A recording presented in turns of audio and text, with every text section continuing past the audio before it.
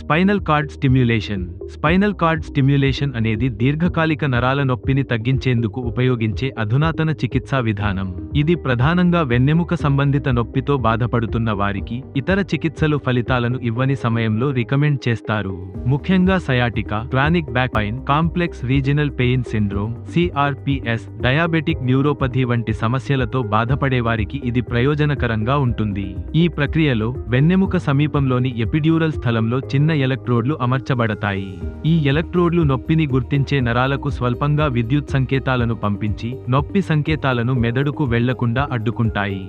తొలుత తాత్కాలిక పరీక్షను నిర్వహించి రోగికి ఇది ఉపశమనం ఇస్తుందా లేదా అన్నది అంచనా వేసిన తర్వాతే శాశ్వతంగా ఇంప్లాంట్ చేస్తారు.